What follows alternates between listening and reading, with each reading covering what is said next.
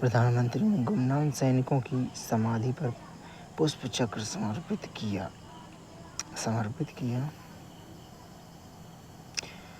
आज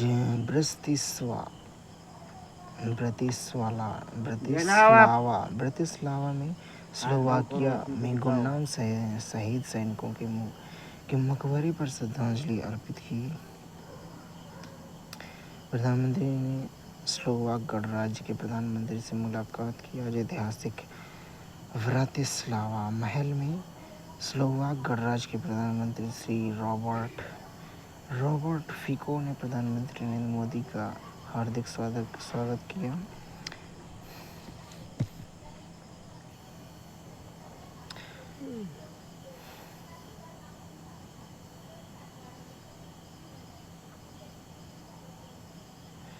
भारत स्लोवाकिया संयुक्त वक्तव्य। स्लोवाक गणराज्य के प्रधानमंत्री महामहिम रॉबर्ट फिको के आमंत्रण पर भारत गणराज्य के प्रधानमंत्री महामहिम श्री नरेंद्र मोदी जी ने 15 जून 2026 को स्लोवाक गणराज्य का राजकीय दौरा किया। यह स्लोवाकिया को 1993 में स्वतंत्रता मिलने के बाद किसी भारतीय प्रधानमंत्री का इस देश का पहला दौरा है। इस तरह यह एक ऐतिहासिक पड़ाव होने के साथ ही दोनों राष्ट्रों के बीच चिरस्थायी मैत्री का एक नया मोड़ भी है। भारत और स्लोवाकिया ने 1993 में राजनयिक संबंध स्थापित करने के बाद से पारस्परिक मैत्री और विश्वास, समानता और आपसी सम्मान के आधार पर बहुआयामी सहयोग विकसित किया। दोनों ने हिंद प्रशांत के बढ़ते भू-राजनीतिक, आर्थिक और प्रौद्योगिकी महत्व को मानते हुए दोनों पक्षों के लिए लाभकारी सहयोग, क्षेत्रीय कनेक्टिविटी, मुक्त अंतर्राष्ट्रीय व्यापार, नौवहन की आज़ादी, वादाओं को शांतिपूर्ण हल और नियम आधारित अंतर्राष्ट्रीय व्यवस्था के समर्थन और भारत स्लोवाकिया के बीच ज़्यादा मजबूत साझेदारी की अहमियत को स्वीकार किया।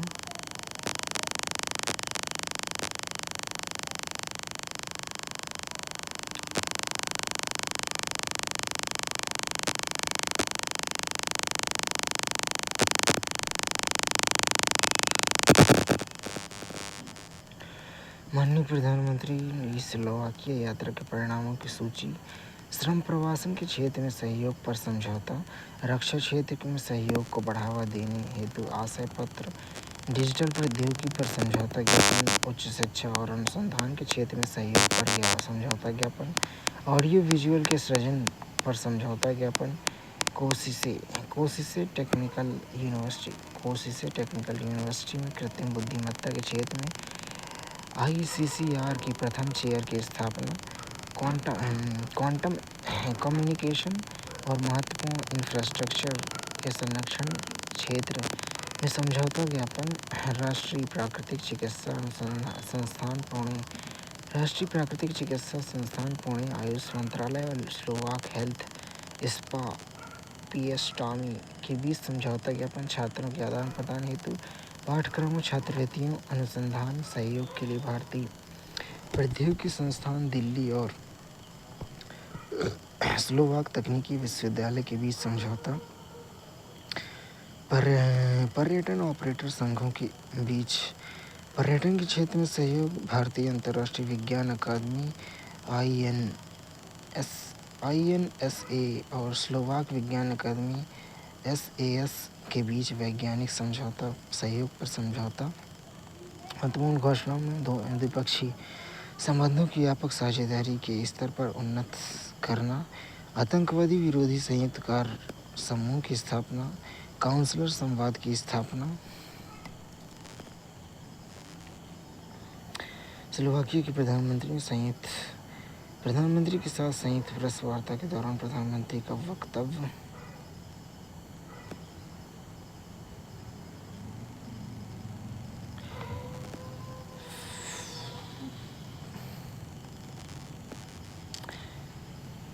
प्रधानमंत्री ने राजा पर्व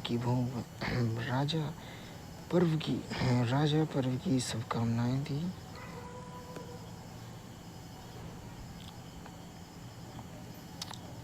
प्रधानमंत्री ने पश्चिम एशिया में संघर्ष समाप्त करने के लिए अमेरिका और ईरान के बीच बनी सहमति का स्वागत किया।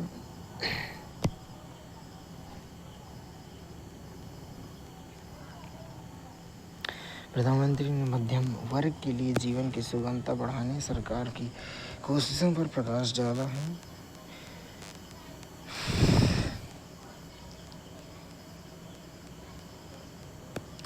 प्रधानमंत्री ने संयुक्त संस्कृत सुभाषितम के माध्यम से नवाचार और उद्यमशीलता में विविधता के महत्व को रेखांकित किया है।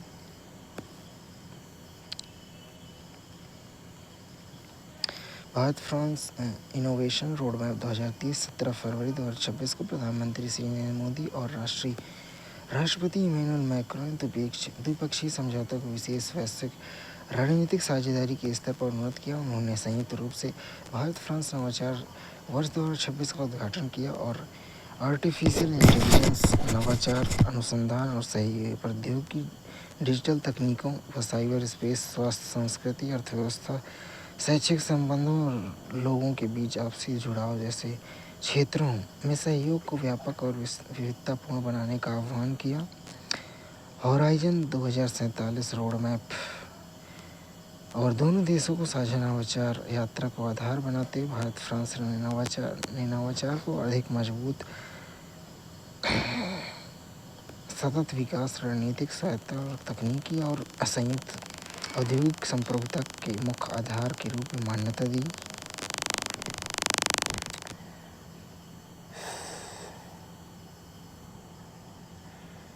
इस रोडमैप के मुख्य तत्व में विश्वसनीय एआई के लिए साझेदारी, नवाचार साझेदारी का एक मुख्य स्तंभ, फरवरी 2025 में आर्टिफिशियल इंटेलिजेंस पर भारत फ्रांस घोषणा और क्रमशः 25-26 में फ्रांस और भारत द्वारा आयोजित AI action and impact summit को आधार बनाते हुए दोनों देशों में विश्वसनीय एआई को अपनी नवाचार साझेदारी का एक मुख्य स्तंभ बनाने पर सहमत हुए। सुरक्षित संरक्षित विश्वसनीय एआई प्रणाली, दोनों पक्षों ने ऐसी सुरक्षित संरक्षित विश्वसनीय एआई प्रणाली को बढ़ावा देने को मिलकर काम करेंगे जो लोकतांत्रिक मूल्यों, मानवाधिकारों के अनुरूप हो। भेदभाव और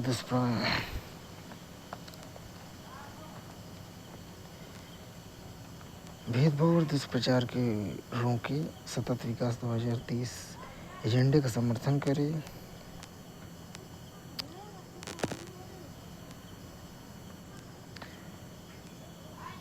अकादमिक आदान प्रदान के माध्यम से जनसंपर्क सहयोग को बढ़ावा देना। होराइजन 2047 फ्रेमवर्क के तहत साझा उद्देश्यों के अनुरूप दोनों पक्ष इस बात को स्वीकार करते हैं कि एमटीएस शिक्षा, अनुसंधान, साझेदारी, प्रतिभाओं का आदान प्रदान और संस्थागत सहयोग भविष्य की पीढ़ियों को वैश्विक चुनौतियों का सामना करने के लिए तैयार करने में महत्वपूर्ण भूमिका निभाएंगे। इस संबंध में दोनों पक्ष 2030 तक 30,000 भारतीय प्रवासियों को स्वागत करने में के फ्रांस के लक्ष्य के महत्व को स्वीकार करते हुए द्विपक्षीय साझेदारी की नींव के रूप में लोगों के बीच आपसी संबंधों को मजबूत किया। उनकी प्रतिबद्धता को दोहराते हैं। इस संदर्भ में दोनों पक्षों का स्वागत है। शैक्षिक योग्यताओं की पारस्परिक मान्यता, दीर्घकालिक नवाचार साझेदारी बढ़ाने के लिए लोगों की आवाजाही और एकेडमिक इंटीग्रेशन की केंद्रीय भूमिका को स्वीकार करते दोनों पक्षों उच्च शिक्षा और पेशेवर योग्यताओं के लिए पारस्परिक मान्यता व्यवस्था को मजबूत करने के महत्व को दोहराते हैं। उद्योग अकादमिक संबंधों के माध्यम से तकनीकी आत्मनिर्भरता और नवाचार संचालित विकास के लिए साझेदारी, दोनों देशों ने इस बात पर स्वीकार करते हैं सरकारों, उद्योगों, स्टार्टअप, विश्वविद्यालयों, अनुसंधान संस्थानों के बीच निकट सहयोग और नवाचार संचालित विकास को बढ़ावा देने तथा रणनीतिक क्षेत्रों में मजबूत और भरोसेमंद सप्लाई चेन निर्माण में अनिवार्य होगा। दोनों पक्ष मानते हैं कि Indo French centre for the promotion of advance research की केंद्रीय भूमिका, द्विपक्षीय वैज्ञानिक सहयोग के माध्यम से नवाचार, रणनीतिक रूप से प्रासंगिक प्रौद्योगिकियों के सह विकास और विस्तार का विशेष बल दिया गया। India France innovation network IFIN का महत्व, जो भारत फ्रांस नवाचार वर्ष की एक प्रमुख उपलब्धि है। दोनों देशों के इकोसिस्टम को जोड़ने का एक सशक्त माध्यम है।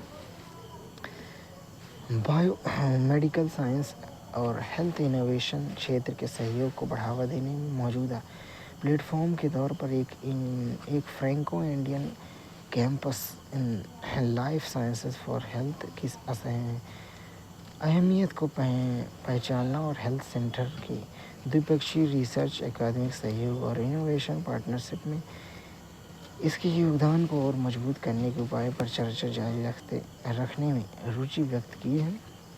अनुसंधान प्रयोगशाला तक पारस्परिक पहुंच, CEFI PRA संयुक्त विज्ञान एवं प्रौद्योगिकी समिति, स्टेशन F तथा फ्रेंडेक्स के स्टार्टअप सहयोग और इंडिया फ्रांस इनोवेशन नेटवर्क के शुभारंभ के माध्यम से दोनों देशों अपनी तकनीकी स्वायत्तता को सुरक्षित करने और यह सुनिश्चित करने के लिए प्रतिबद्ध हैं कि योगदानकर्ता एवं उद्यमिता की अगली पीढ़ी वैश्विक चुनौतियों का स्वतंत्र रूप से समाधान कर सके।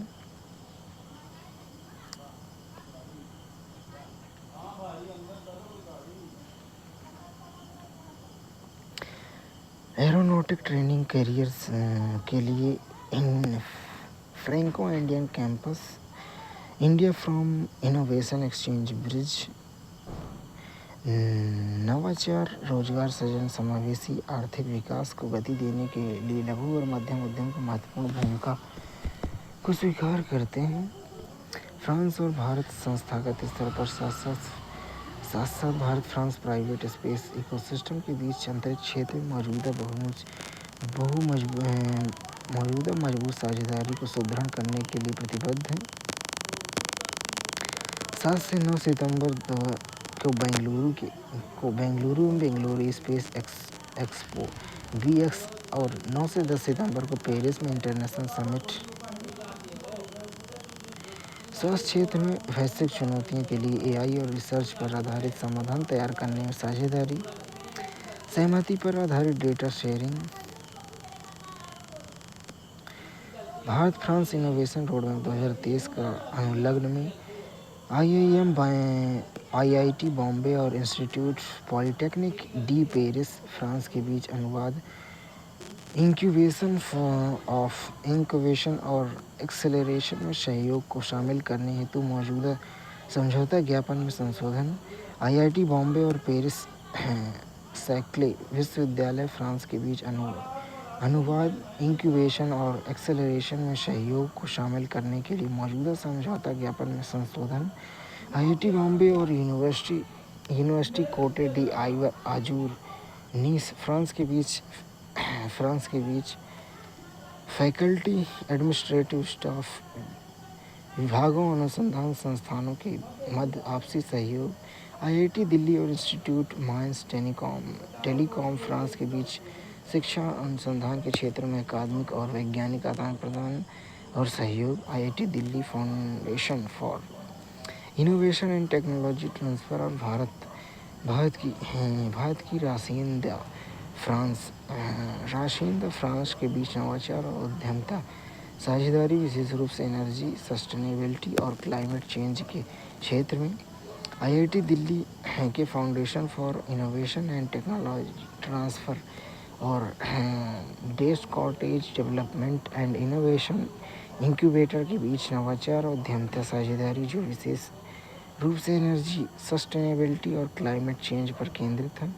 वैश्विक चुनौतियों का समाधान करने तथा नवाचार तथा अनुसंधान को बाजार अनुकूल उत्पादों और समाधानों को बदलने की गति में तेज के लिए IIT दिल्ली के फाउंडेशन फॉर इनोवेशन और G2I venture management private limited, इसकी फ्रांसीसी इकाई SC काउंसिल द्वारा प्रतिनिधित्व के बीच नवाचार और उद्यमिता साझेदारी।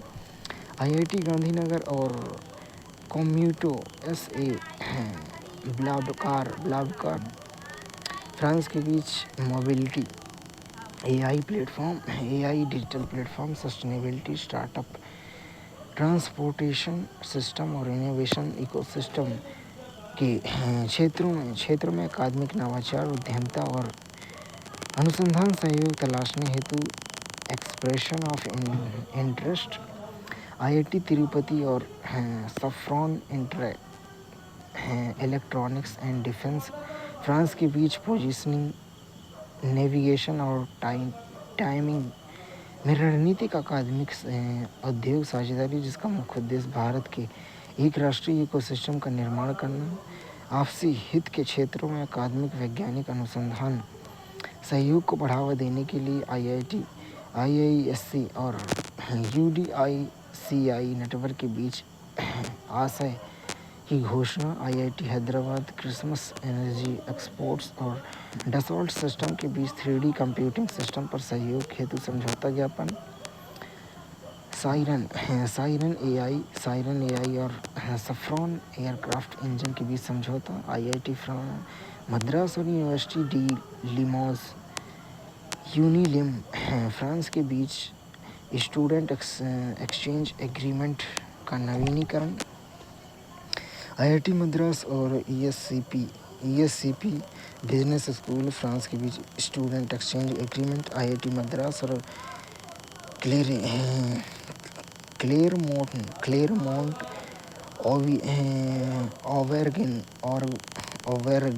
ओवेरगने इंस्टीट्यूट नेशनल पॉलिटेक्निक फ्रांस के बीच स्टूडेंट एक्सचेंज समझौता। आईआईटी मद्रास और यूनिवर्सिटी डी टेक्निकल डी कॉमियन्ने के बीच स्टूडेंट एक्सचेंज एग्रीमेंट का नवीनीकरण। आईआईटी मद्रास और सेंट्रल सुपेलक यूनिवर्सिटी पेरिस सैक्ले फ्रांस के बीच स्टूडेंट एक्सचेंज एग्रीमेंट का नवीनीकरण। यूनिवर्सिटी ग्रेनोबल ऑल्प्स फ्रांस और Indian institute of science Bengaluru, ISC Bengaluru Bharat के बीच समझौता ज्ञापन। आईआईटी मद्रास और इकोले नेशनल सुपीरियर डेस माइन डी सेंट एटिने फ्रांस के बीच अकादमिक सहयोग और स्टूडेंट एक्सचेंज एग्रीमेंट।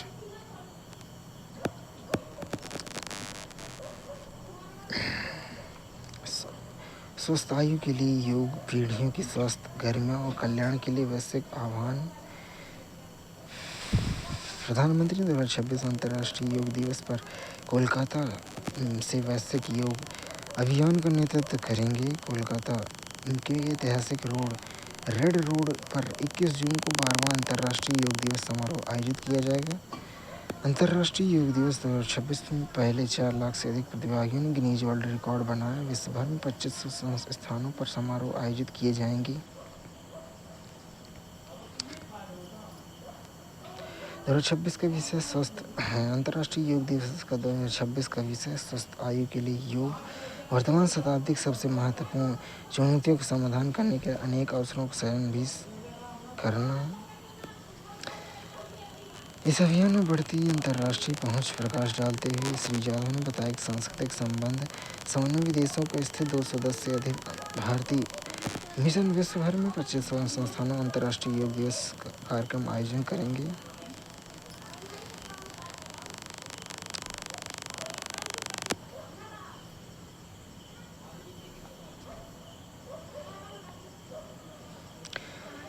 CCRAS केंद्रीय संस्कृत विश्वविद्यालय की पहल से भारत की आयुर्वेद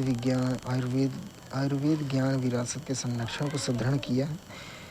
उडुपी में आयोजित 15 दिवसीय कार्यशाला में तिगलारी और प्राचीन कन्नड़ पांडुलिपियों के लिप्यंतरण पर ध्यान केंद्रित, दुर्लभ अप्रकाशित आयुर्वेद ग्रंथों के प्रकाशन की दिशा में काम करेंगे।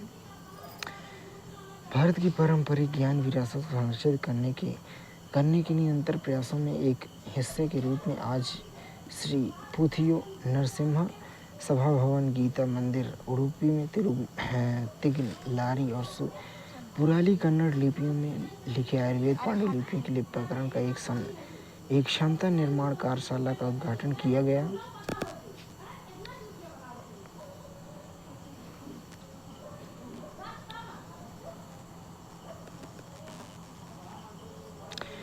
अप्रैल मई 2026-27 के दौरान कुल निर्यात वस्तु सेवा का 162.69 बिलियन अमेरिकी डॉलर होने का अनुमान है, जबकि अप्रैल मई 2025-26 में यह 141.89 बिलियन डॉलर था। यह 14.66% की अनुमानित वृद्धि को दर्शाता है।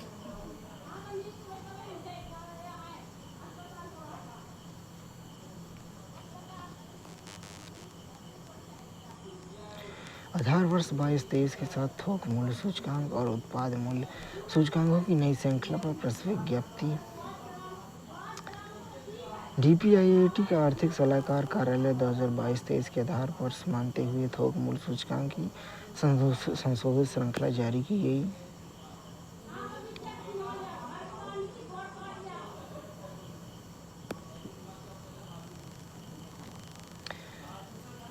मासिक आधार पर संकलित किए जा रहे डब्ल्यूपीआई और आउटपुट पीपीआई के मई 2026 अनुमानित माह के आंकड़े जारी किए गए हैं। सूचकांकों की पिछली श्रृंखला आर्थिक सलाहकार कार्यालय के वेब पोर्टल पर उपलब्ध है। मासिक आधार पर इनपुट ट्रायल प्रिंपुट पीपीआई मार्च 2026 में प्रायोजित आधार पर प्रकाशित किया जा रहा है। मार्च 2026 से प्रचारित किया जा रहा है। नई डब्ल्यूपीआई श्रृंखला की प्रमुख विशेषताओं में मदों की संख्या में वृद्धि। मदों की कुल संख्या 697 से बढ़कर 957 हो गई है। विद्युत क्षेत्र में नई और नवीकरणीय ऊर्जा का समावेश किया गया। अतिरिक्त परमाणु विद्युत को भी इसमें शामिल किया गया। सौर और पवन ऊर्जा जैसे नए क्षेत्रों को विद्युत में शामिल किया गया। ऊर्जा कीमतों पर नज़र रखने के लिए सुसंगत एकीकृत संरचना, कच्चे पेट्रोलियम और प्राकृतिक वस्तुओं से हटाकर ईंधन बिजली प्रमुख समूह स्थानांतरित कर दिया गया। भार निर्धारण की उन्नति पद्धति 2022-23 में विश्व उत्पादन सूचकांक श्रृंखला के आधार पर भार तैयार करने हेतु सकल उत्पादन मूल्य जीवीओ का उपयोग किया, जबकि डब्ल्यूपीआई 2011-12 की श्रृंखला में शुद्ध व्यापार मूल्य जीओवी प्लस आयात माइनस निर्यात का उपयोग किया गया था। बेहतर गणना पद्धति प्राथमिक सूचकांकों को संकलित करने के लिए अल्पकालिक सूत्रण विधि का उपयोग किया गया, जबकि डब्ल्यूपीआई 2011-12 श्रृंखला में दीर्घकालिक सूत्रण विधि का उपयोग किया गया था। अब अल्पकालिक सूत्रण विधि उपयोग होगी। मूल्य संबंधी लुप्त आंकड़ों के भरने की बेहतर विधि। अनुत्तर या अनुपलब्ध आंकड़ों के मामले में डब्ल्यूपीआई 22-23 श्रृंखला में लुप्त कीमतों को भरने के लिए लक्षित मध्यम अनुमान विधि का उपयोग किया, जबकि डब्ल्यूपीआई 2011-12 श्रृंखला में कैरी पास फॉरवर्ड विधि का अनुसरण किया गया था। लिंकिंग फैक्टर की गणना वित्तीय वर्ष 2025-26 के लिए डब्ल्यूपीआई की पुरानी और नई श्रृंखलाओं के 12 मासिक सूचकांकों के ज्यामितीय माध्य के अनुपात के रूप में की गई है। विखंडन निचले स्तरों पर नए मदों को शामिल करने और अप्रचलित मदों को हटाने के कारण आइटम बास्केट की संरचना महत्वपूर्ण परिवर्तन।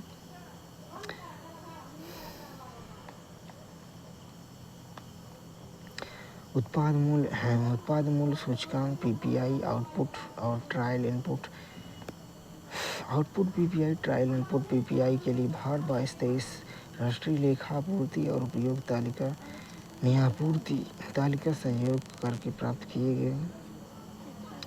रिलीज शेड्यूल संदर्भ माह में डब्ल्यूपीआई पीपीआई और ट्रायल पीपीआई अंतिम सूचित अगले माह की 14 तारीख को जारी किए जाएंगे। नई डब्ल्यूपीआई आधार वर्ष 22-23 जारी किए जा रहे हैं। इसमें पुरानी श्रृंखला 11-12 सूचकांक जारी नहीं किए जाएंगे।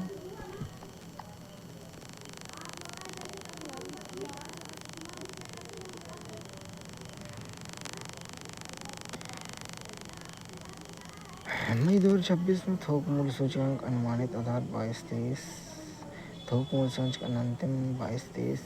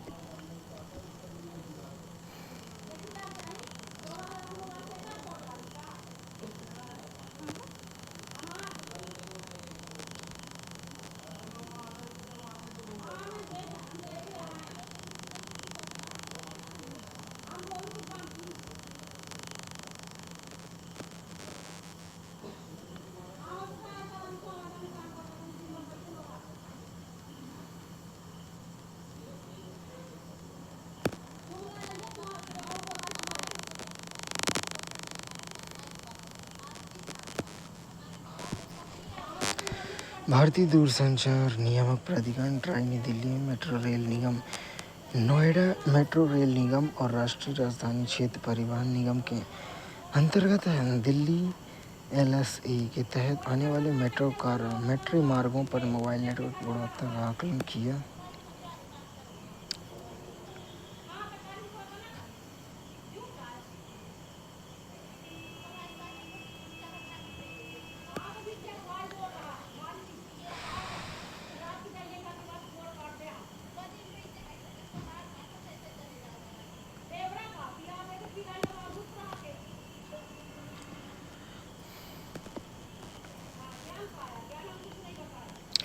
भारतीय कॉरपोरेट मामलों के संस्थान ने दिवाला और शोधन क्षमता संहिता के एक दशक पूरा होने की उपलब्धि में भारत के पुनर्गठित परितंत्र को पुनर्परिभाषित करने के विषय पर राष्ट्रीय सम्मेलन आयोजित किया। पोस्ट ग्रेजुएट इंसॉल्वेंसी प्रोग्राम के छठे बैच का दीक्षांत समारोह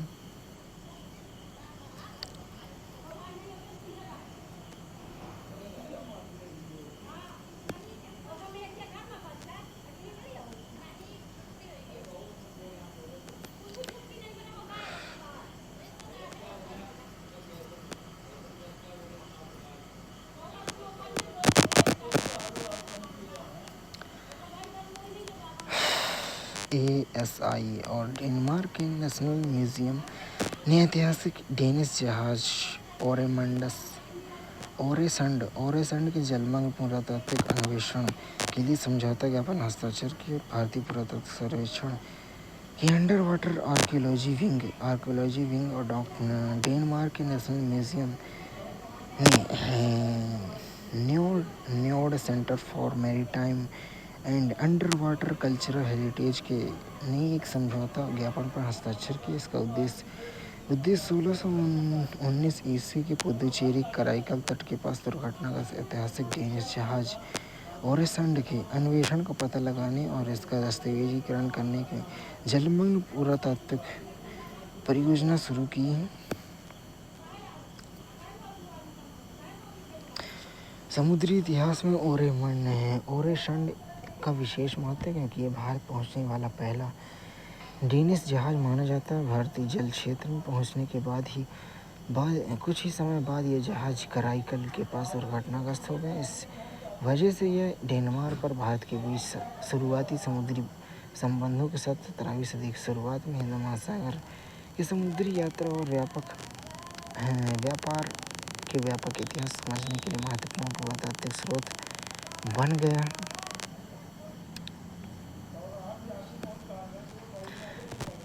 परियोजना में मलबे के संभावित अवशेषों का पता लगाने के आधुनिक वैज्ञानिक तकनीक का इस्तेमाल करके नॉन इन्वेसिव पुरातात्विक सर्वेक्षण पर ध्यान केंद्रित करेगी। अन्वेषण भारतीय पुरातत्व सर्वेक्षण के अंडर वाटर आर्कियोलॉजी विंग द्वारा डेनमार्क के नेशनल म्यूजियम के सहयोग से किया जाएगा। यह सहयोग अंडर वाटर आर्कियोलॉजी विंग की एक बड़ी उपलब्धि है। यह अंतर्राष्ट्रीय संगठन के साथ उसकी पहली संयुक्त पुरातात्विक परियोजना है। उम्मीद है कि इस परियोजना में भारत डेनमार्क के बीच अंडर वाटर कल्चरल हेरिटेज के रिसर्च क्षेत्र में अकादमिक और वैज्ञानिक सहयोग मजबूत होगा। इस पहल अंतर्राष्ट्रीय सहयोग और नॉन इन्वेसिव वैज्ञानिक तरीके के इस्तेमाल से जलमग्न आधारित विरासत के दस्तावेजीकरण, संरक्षण, अध्ययन में दोनों संस्थाओं की साझी प्रतिबद्धता दर्शाई है। रक्षा अनुसंधान और विकास संगठन ने लंबी दूरी की सतह पर हमला करने में सक्षम क्रूज मिसाइल सफल परीक्षण किया। DRDO ने 15 जून 2026 को ओडिशा के तट पर डॉक्टर APJ अब्दुल कलाम द्वीप पर स्वदेशी लंबी दूरी की सतह पर हमला करने वाली सबसे सक्षम क्रूज मिसाइल का सफल परीक्षण किया।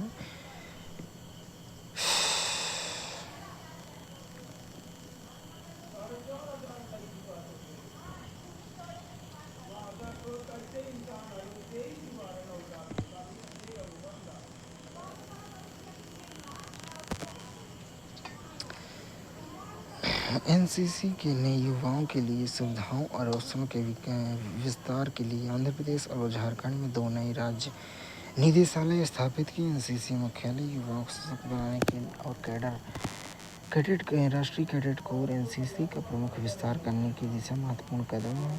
आंध्र प्रदेश और झारखंड में राज्य निदेशालय गठन की मंजूरी दी। अब एनसीसी राज्य निदेशालय कुल संख्या 19 हो गई है। 1900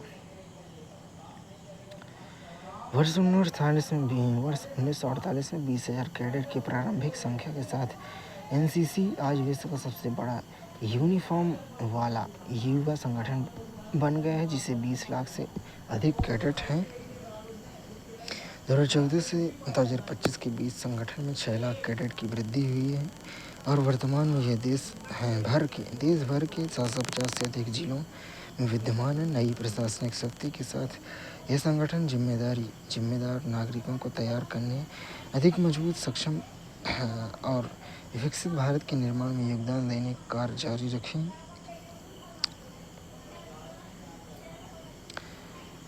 युवा सक्षम फेज 6 के तहत कर्नाटक प्रतिनिधिमंडल ने राजस्थान के समृद्ध विरासत और नवाचार, पारिस्थितिकी तंत्र और शैक्षिक उपलब्धता का अन्वेषण किया।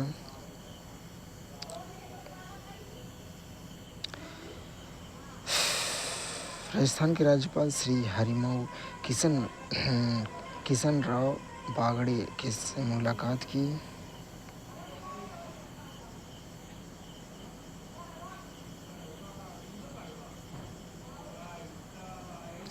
युवा संगम चरण 6 के तहत बिहार के प्रतिनिधिमंडल पंजाब के समृद्ध विरासत, सुशासन और शहरी नियोजन की उत्कृष्टता को जाना।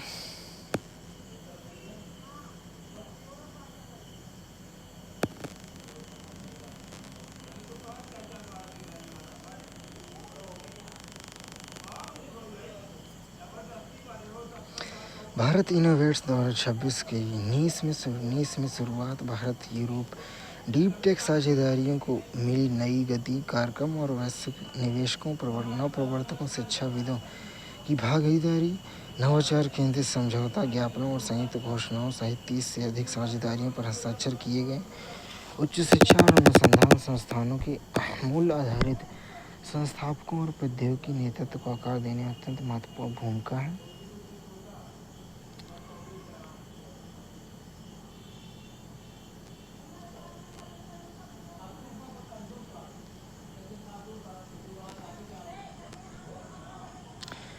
भारत इनोवेट्स 2026 के वैश्विक भलाई के लिए एआई विषय पर आयोजित संपूर्ण सत्र में भारत और फ्रांस के सहयोग नीति निर्माताओं के एक विश्वसनीय, समावेशी और विस्तार योग्य एआई कॉरिडोर के निर्माण का आह्वान किया।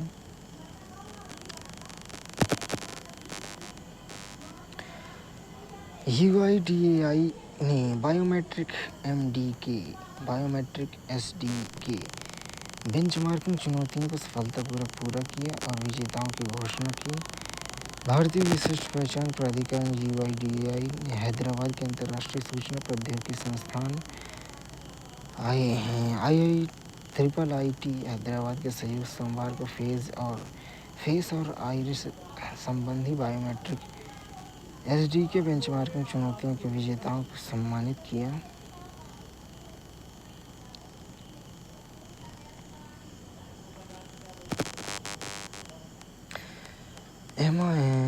MEITY ने आईटी सेवा उद्योग में एआई आधारित बदलाव को समर्थन करने के संबंध में उद्योग जगत के साथ परामर्श बैठक की। नौकरियों की हानि की चिंता के बजाय नए कौशल सीखने और कौशल के उन्नयन, प्रतिभाओं के विकास और तकनीकी को उन्नत करने पर ध्यान देना जरूरी है।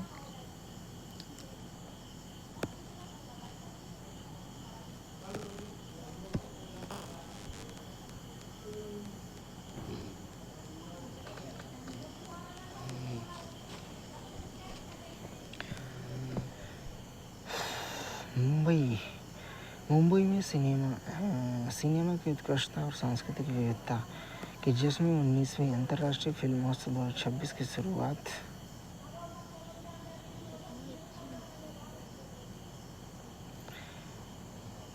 आज मुंबई के रविंद्र नाट्य मंदिर में एक भव्य उद्घाटन समारोह के साथ हुई है।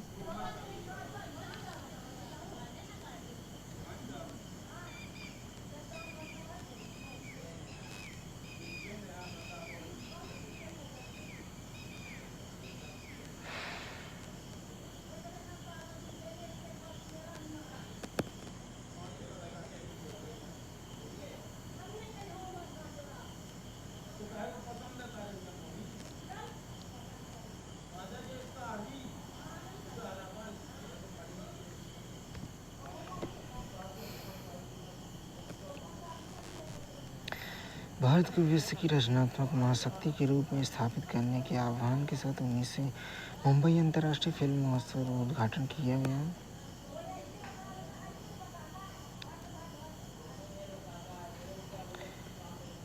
भारत का मीडिया मनोरंजन उद्योग 2025 में 9% की वृद्धि के साथ 2.78 लाख करोड़ रुपए पहुंच गया, जिसका प्रमुख कारण तीव्र डिजिटल रूपांतरण और सामग्री उपयोग में विस्तार है। 2028 तक 3.3 लाख करोड़ रुपए तक पहुंचने का अनुमान है।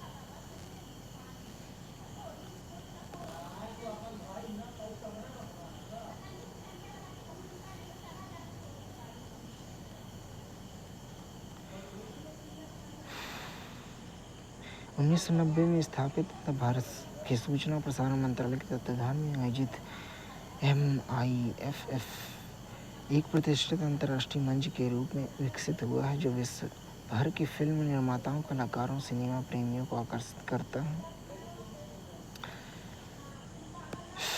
इस वर्ष प्रतिस्पर्धी खंड के लिए भारत सहित 46 देशों के 1459 फिल्मों की प्रविष्टियाँ प्राप्त हुई। महोत्सव में 42 से अधिक भारतीय भाषाओं और भारत के बाहर की 30 से अधिक भारतीय भाषाओं की फिल्मों का प्रदर्शन किया। उनकी पहुंच और सांस्कृतिक विविधता को दर्शाता है।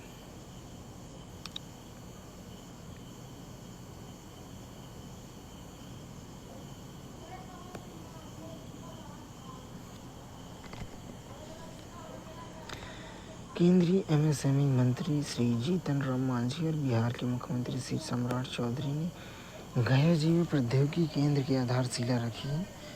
MSME और संलग्न उद्यम रोजगार अवसर पैदा करने के लिए आत्मनिर्भर नींव मजबूत कर रहा है। इसका लक्ष्य अल्पकालिक और दीर्घकालिक उद्योग उन्मुख कार्यक्रम में सहयोग के माध्यम से प्रतिवर्ष 7,000 प्रशिक्षुओं को प्रशिक्षित करना है।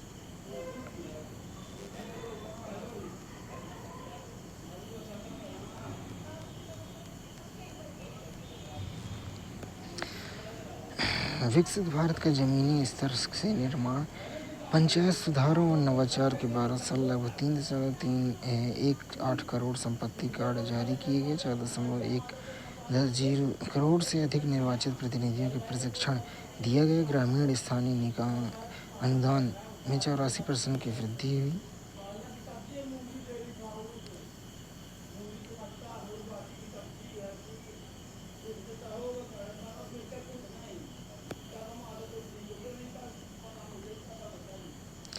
प्रधानमंत्री कार्यालय, कार्मिक लोक शिकायत और पेंशन राज्य मंत्री डॉक्टर जितेंद्र सिंह कल श्रीनगर में 59वीं सेवानिवृत्ति पूर्व परामर्श कार्यशाला, बैंकर जागरूकता कार्यक्रम और पेंशन वितरण करने के बैंकों की प्रदर्शनी का उद्घाटन करेंगे।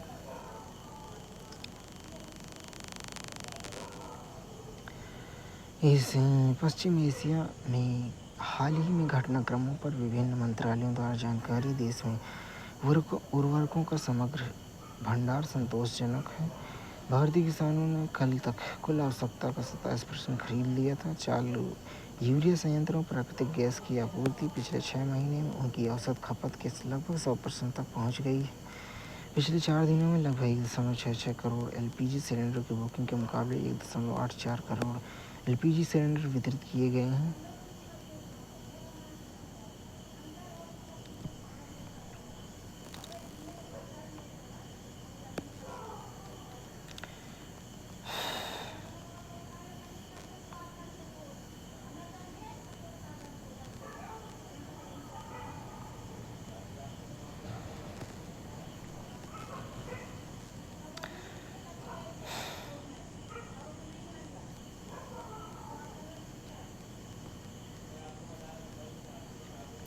रेल मंत्री ने रेलवे स्टेशन के लिए मास्टर प्लान की समीक्षा की है। निर्माण कार्यों के दौरान यात्रियों की कोई सुविधा न हो जाने पर जोर दिया।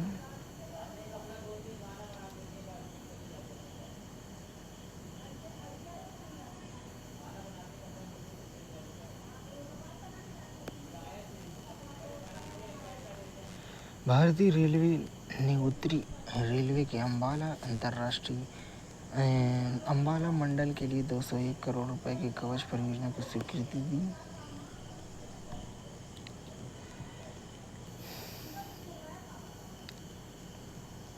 कवच स्वदेशी रूप से विकसित एक स्वचालित ट्रेन सुरक्षा ATP प्रणाली है, जिसे परिचालन सुरक्षा बढ़ाने के लिए डिजाइन किया गया है। ये प्रणाली रेड सिग्नल पार करने की घटनाओं को रोकने में मदद करती है। असुरक्षित स्थितियों में बचाने के लिए आवश्यकता पड़ने पर स्वचालित रूप से ब्रेक लगाती है। गंभीर परिस्थितियों में ट्रेन की गति को नियंत्रित करने और ट्रेनों की आपस में होने वाली टक्करों के जोखिम को काफ़ी हद तक कम करती है।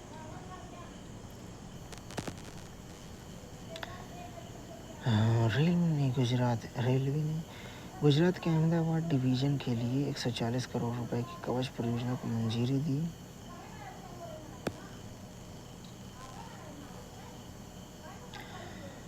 अशोक लेलैंड और स्वच्छ मोबिलिटी दिल्ली NCR के पुराने ट्रकों और बसों के प्रतिस्थापन की योजना के अंतर्गत छूट प्रदान करने वाले पहले OEM बन गए हैं।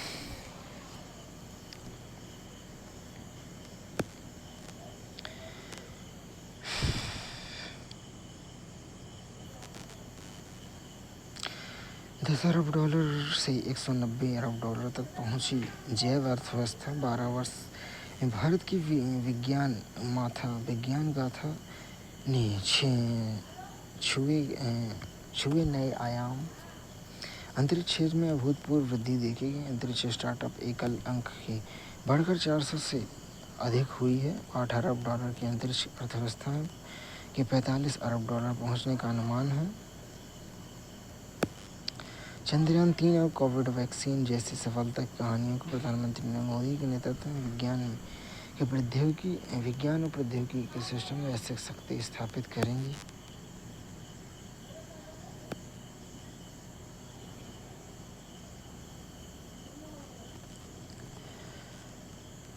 सामाजिक न्याय और अधिकारिता मंत्री शीर्ष श्रेणी की शिक्षा योजना के तहत छात्रों की सफलता का उल्लेख किया। इस योजना का उद्देश्य गुणवत्तापूर्ण शिक्षा और बेहतर अवसरों के माध्यम से छात्रों को सशक्त बनाकर राष्ट्र को मजबूत और उज्जवल भविष्य का निर्माण करना है। प्रतिभाओं के सशक्त बनाना, अवसरों का विस्तार और राष्ट्र के निर्माण।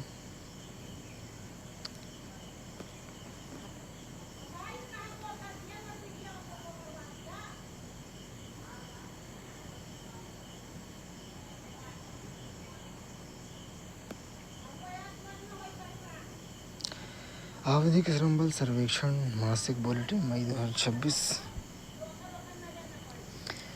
कुल मिलाकर श्रम बल भागीदारी दर LFPR 15 से अधिक वर्ष मई 2026 में 54.4% दर्ज की गई, जबकि औसत अप्रैल में 55%, मई 2025 में 54%। शहरी क्षेत्रों में महिलाओं में LFPR पिछले महीने की तुलना में काफ़ी हद तक स्थिर रही। कुल मिलाकर मई 2026 में श्रमिक जनसंख्या अनुपात 51.4% थी।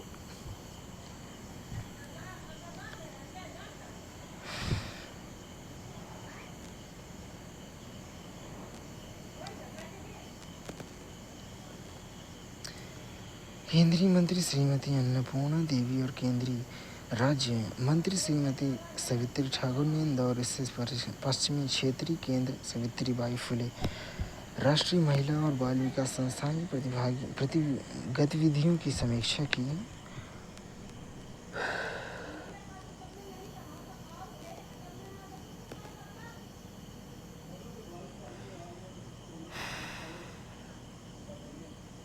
एक पेड़ मां के नाम अभियान के तहत वृक्षारोपण कार्यक्रम से पंचवटी अवधारणा के अनुसार केंद्रीय मंत्री विशिष्ट परिसर बरगद, पीपल, अशोक और आंवला लगाए गए।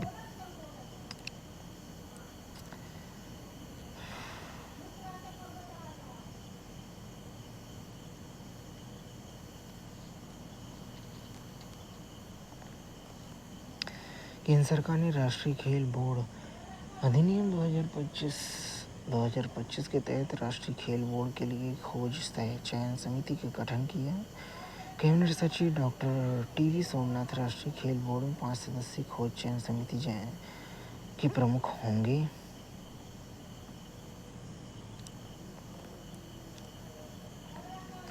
लोकसभा अध्यक्ष ओम बिरला कल विकसित भारत युवा संसद 2026 का उद्घाटन करेंगे।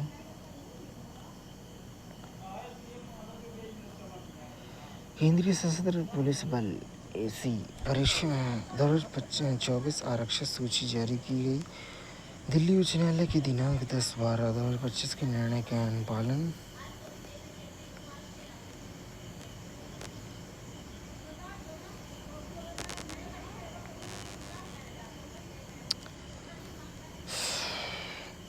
जीवन की सुगमता भारत के समावेशी प्रगति की यात्रा। परिवर्तन के 12 वर्ष।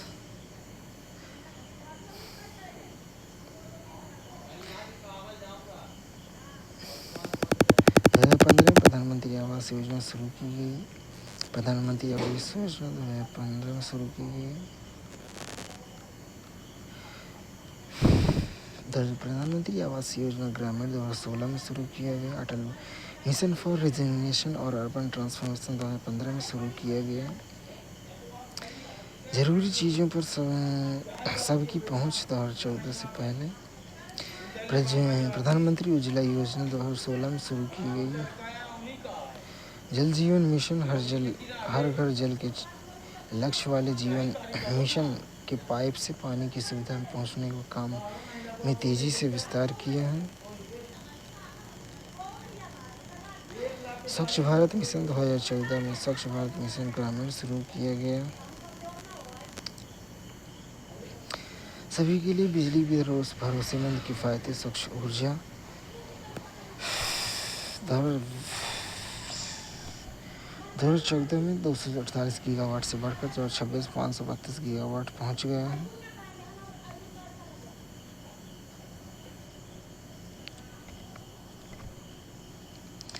सौभाग्य योजना हर घर बिजली पहुंचाना 2017 में शुरू किया गया। प्रधानमंत्री सहज बिजली हर घर योजना सौभाग्य पीएम सूर्य घरों के बिजली उत्पादन फरवरी 2025-24 में शुरू किया गया।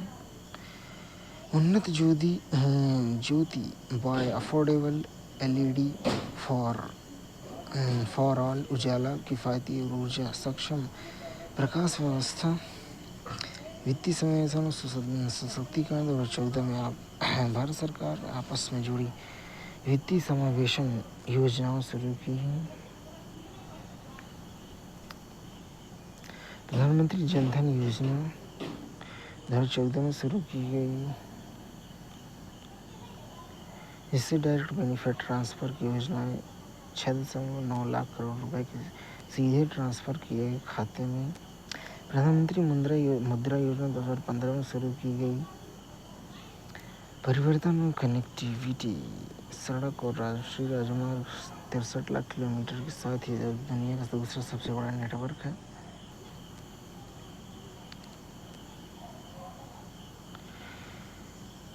बेमिसाल कनेक्टिविटी में 12 साल जेड मोड़ सोनमर्ग सुरंग 2025 में लद्दाख में पहुंच आजीविका को सुदृढ़ करना। सुदर्शन सेतु 2024 में ओखा को वेट द्वारका से जोड़ता है।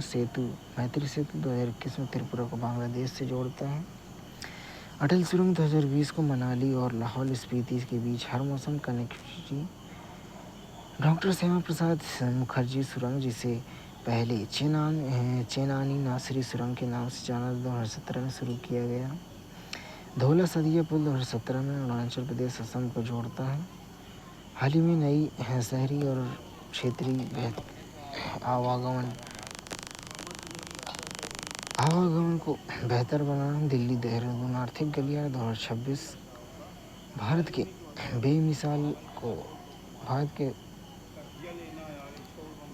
अहमदाबाद धोरेली एक्सप्रेसवे 2026 NH-31 परबना पुल 2025 में अर्बन एक्सटेंशन रोड सेकंड नई दिल्ली 2025 में दिल्ली की तीसरी रिंग रोड के तहत द्वारका एक्सप्रेसवे 2025 में नई दिल्ली और NCR में ट्रैफिकिंग जाम की समस्या कम किया। प्रधानमंत्री सड़क योजना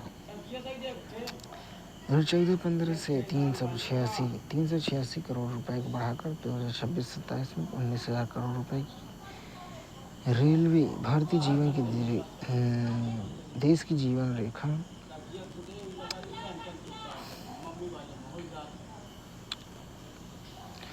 वंदे भारत 15 फरवरी 2019 को शुरू किए गए हैं। अमृत भारत एक्सप्रेस ट्रेनों के लंबे मार्गों को किफ़ायती और आरामदायक सुविधा प्रदान की। अमृत भारत स्टेशन योजना 2023 में शुरू की गई। तीव्र गति रेल गलियार Ahmedabad Mumbai bullet train project काम चल रहा है। इन रूटों में शामिल है मुंबई पुणे अहमदाबाद हैदराबाद बेंगलुरु और हैदराबाद चेन्नई बेंगलुरु दिल्ली वाराणसी सिलीगुड़ी। नागरिक उड़ान 2014 में सिर्फ 74वें हवाई अड्डे चालू थे। 2026 में 120 नए जगहों पर सेवाएं पहुंचाना, 4 करोड़ अतिरिक्त यात्रियों की सुविधा। योजना में 100 हवाई अड्डे, 20 आधुनिक पेलोड हेलीपैड, आकांक्षी जिलों में छोटी हवाई पट्टी शामिल है।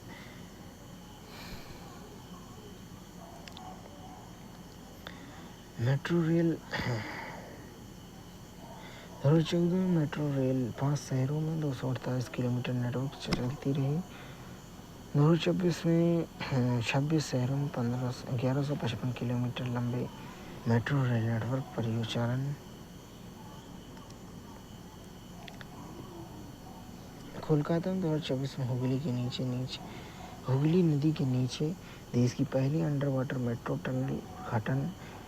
कोच्चि जल मेट्रो सेवा शुरू करने वाला पहला शहर, जिसने इलेक्ट्रॉनिक हाइब्रिड नावों के जरिए 10 द्वीपों को जोड़ा।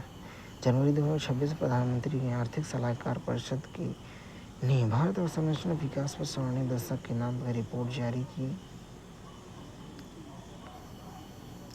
नमो भारत रीजनल ट्रांजिट सिस्टम 2023 में शुरू किया गया। शासन सुधार कानूनों का आसान बनाना, जन विश्वास अधिनियम 2023 नियमों के पालन के बोझ को कम करने की दिशा में एक नई मोड़ साबित हुआ। जन विश्वास प्रावधान संशोधन 2026 784 प्रावधानों में शामिल 717 प्रावधानों में अपराध मुक्त किया गया। 67 प्रावधान में संशोधन किए। छोटी मोटी प्रक्रियागत गलतियों के लिए जेल की सजा की जगह अब जुर्माना चेतावनी प्रावधान, जिसमें चिंता कम। पहली बार नियम तोड़ने सलाहकारी नोटिस दिए जाने ताकि सजा देने में पहले निष्पक्षता बनी रहे। जुर्माने के अपराध के हिसाब से तय किया गया। नियमों का पालन संतुलित अनुमति तरीके से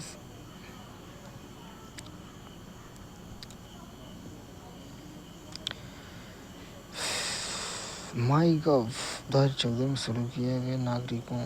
शासन में नागरिकों की भागीदारी को मजबूत करना। पीएम गति शक्ति राष्ट्रीय मास्टर प्लान 2021 में शुरू किए गए। विकसित भारत की नींव और जीवन सुगमता।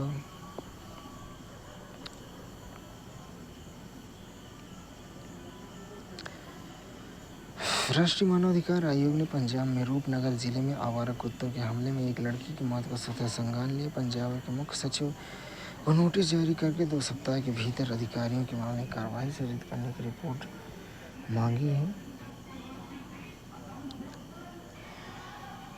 राष्ट्रीय मानवाधिकार आयोग भारत में उड़ीसा में सुंदरगढ़ जिले में एक महिला के कथित सामाजिक बहिष्कार और उसके अंतिम संस्कार में ग्रामीणों की कथित सहयोग से वंचित किए जाने पर सतह संज्ञान लिया। खबरों के मुताबिक जुर्माना न चुका पाने कारण पीड़िता और उसके परिवार के ग्रामीणों द्वारा 12 साल तक सामाजिक बहिष्कार का सामना करना पड़ा। उड़ीसा के मुख्य सचिव को नोटिस जारी करके 2 सप्ताह के भीतर मामले की रिपोर्ट मांगी।